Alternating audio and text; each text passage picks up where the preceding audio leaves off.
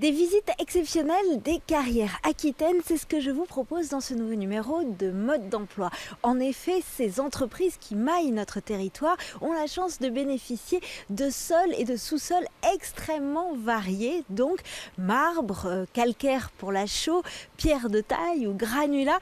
La diversité de ces entreprises est particulièrement intéressante, mais aussi leurs innovations. Ce n'est pas parce que l'on fait l'un des plus vieux métiers du monde que l'on ne peut pas y trouver beaucoup de nouveautés, et c'est ce que je vous propose de découvrir. Ainsi, nous prendrons la direction, par exemple, de la plus grande carrière de Gironde, spécialisée dans les granulats. Elle innove avec notamment un tapis roulant géant et qui nous amène donc jusqu'à 6 km à l'extérieur de la zone d'exploitation. Ensuite, nous irons à la découverte de Pierre de Taille en Dordogne, donc une petite entreprise qui s'intéresse aussi aux maisons BBC. Et pour toute la durée de cette émission, on part en sous-sol à Saint-Astier, donc où nous découvrons le métier de la chaux. Donc nous sommes maintenant dans les sous-sols de Saint-Astier, ces carrières de chaux. Est-ce qu'on peut expliquer ce que l'on extrait ici ? Alors, ce sont des carrières de calcaire. C'est un calcaire qui est siliceux-marneux, donc il y a une composition très particulière qui donne donc des propriétés uniques à la chaux que nous fabriquons. Donc, on extrait ce calcaire ici. On a un procédé de fabrication où on va le cuire, on va l'hydrater pour obtenir ce qu'on connaît tous, la chaux. Alors justement, la chaux, c'est un matériau historique et cette entreprise est aussi une entreprise historique et familiale. Est-ce qu'on peut raconter un peu cette histoire ? Alors l'histoire de la chaux, effectivement, est plus que centenaire. L'utilisation de la chaux se faisait déjà au niveau de l'Antiquité avec les Mayas et les Égyptiens. Et cette entreprise est effectivement une entreprise familiale qui a presque 100 ans maintenant. Dans les années 1870, on met en évidence les carrières de Saint-Astier et plus exactement la propriété unique du calcaire que l'on extrait ici. C'est monsieur Louis Vicat qui a mis en évidence cette propriété. Donc de nombreux chaux-fourniers se sont installés sur le bassin de Saint-Astier. On comptait peut-être une trentaine ou une quarantaine d'usines de production de chaux. Et avec l'arrivée du ciment que l'on connaît tous, évidemment, des chaux-fourniers ont disparu. Les deux familles ont donc uni leurs forces pour effectivement faire face au ciment qui était donc de plus en plus présent sur le marché du BTP. Alors justement, on reparlera tout à l'heure de l'innovation et des débouchés de la chaux qui est redevenue très très à la mode ces derniers temps. On va parler pour l'instant de la carrière dans laquelle on est. Est-ce qu'on peut donner quelques chiffres ? C'est vraiment très impressionnant, cette espèce de cathédrale de pierre. Là, on a de l'eau qui tombe, rien n'est laissé au hasard. Les piliers qui sont autour de nous ont une taille très millimétrée pour pas que ça s'effondre. Est-ce qu'on peut donner quelques infos comme ça ? Alors, la carrière de Saint-Astier s'étend sur environ 40 hectares. Effectivement, ici, c'est quelque chose qui est très mesuré, calculé au millimètre près, puisque nous sommes obligés de créer des piliers en quinconce de 11 mètres par 11 mètres, et nous sommes sur 12 mètres de hauteur. Il faut savoir qu'ici, on est déjà à 20 mètres de profondeur sous terre. Nous avons donc ces gros piliers que vous voyez. Nous extrayons le calcaire par un système de tir d'explosifs. Donc, plusieurs fois par semaine, nous procédons à des tirs, également extrêmement contrôlés, et nous extrayons environ 400 tonnes de cailloux. Je dis bien de cailloux et non de chaux.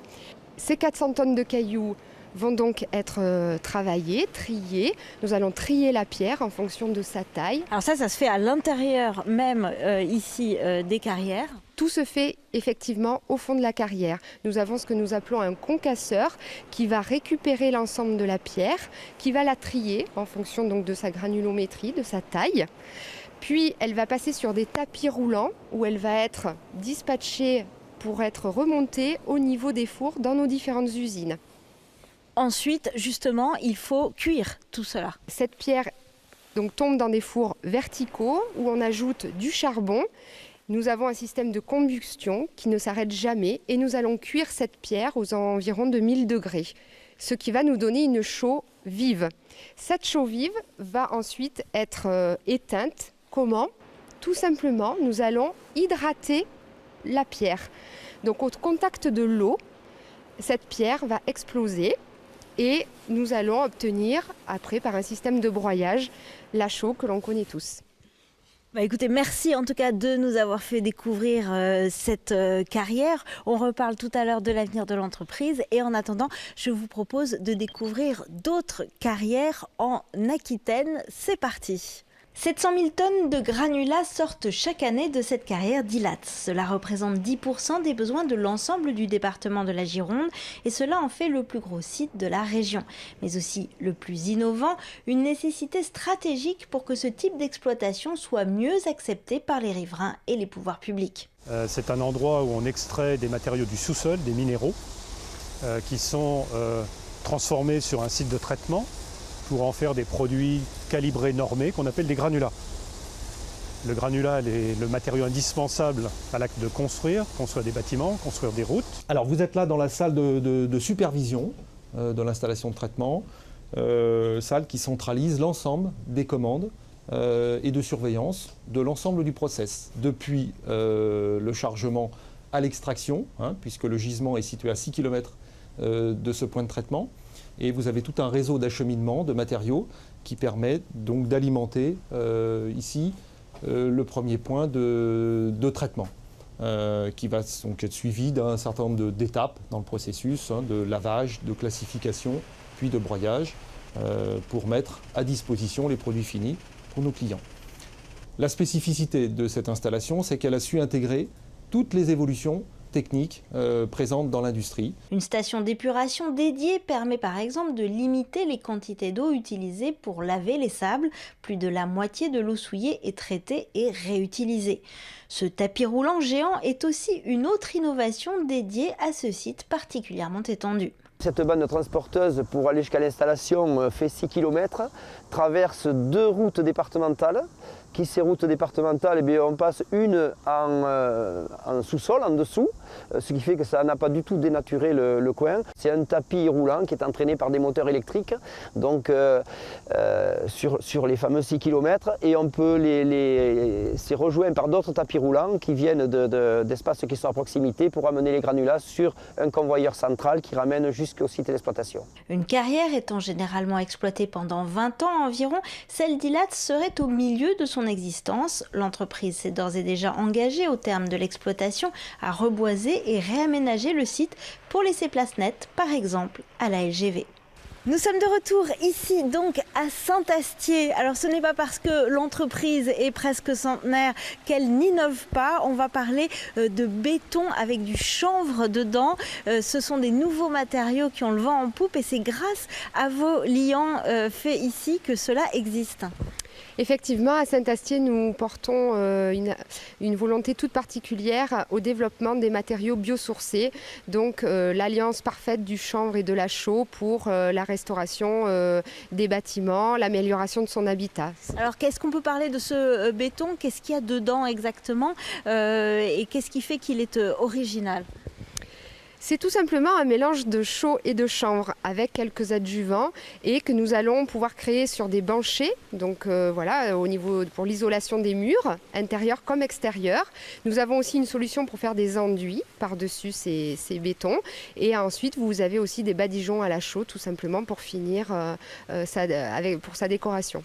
Alors justement, avec les nouvelles maisons bois, les choses comme ça, on voit apparaître beaucoup ces matériaux-là, mais aussi dans la rénovation des bâtis anciens.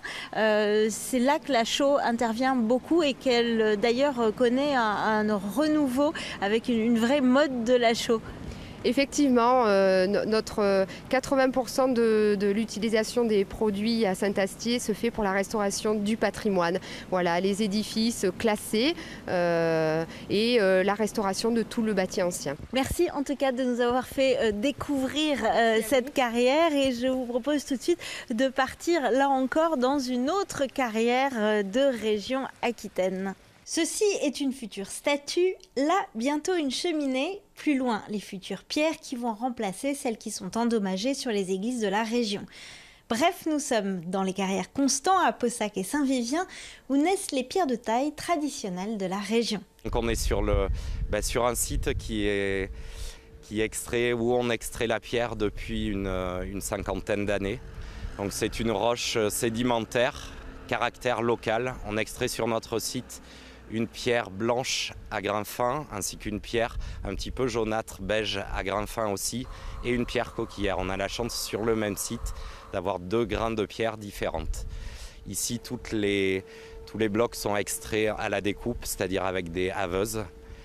On extrait en gros une dizaine de blocs par jour, une dizaine de mètres cubes par jour. La petite entreprise de 10 salariés est familiale depuis 7 générations, mais a néanmoins choisi de se tourner vers l'innovation. Machines de découpe automatisées, recours au numérique et au recyclage de l'eau en circuit fermé, et même un projet un peu fou, celui d'un concept de pavillon BBC en pierre au même prix qu'un pavillon classique. Il doit y avoir quelques essais de fait sur la région bordelaise. On est en pourparlers actuellement avec les architectes. Donc c'est de la pierre massive avec une couche d'isolant et de la pierre massive. Donc on aura notre pierre côté intérieur et extérieur. C'est un process en développement en ce moment. Un premier pavillon a été monté dans la région de Tours justement. Alors l'intérêt c'est de rester sur une maison qui sera éco-responsable. Et notamment de remettre la pierre et de développer la pierre locale pour la construction neuve. Avec les beaux jours, le fond de la carrière sera à nouveau exploité. Ici, peut-être les murs de votre future maison. Vous l'avez compris, ces entreprises sont souvent méconnues et pourtant, entre 10 et 125 salariés en fonction des entreprises, cela a une vraie représentation sur notre territoire. Si vous vous intéressez à ces métiers, vous pouvez trouver toutes les informations pratiques sur le site internet de l'UNICEM et pour voir et revoir cette émission, www.tv7.com. À dans 2 semaines.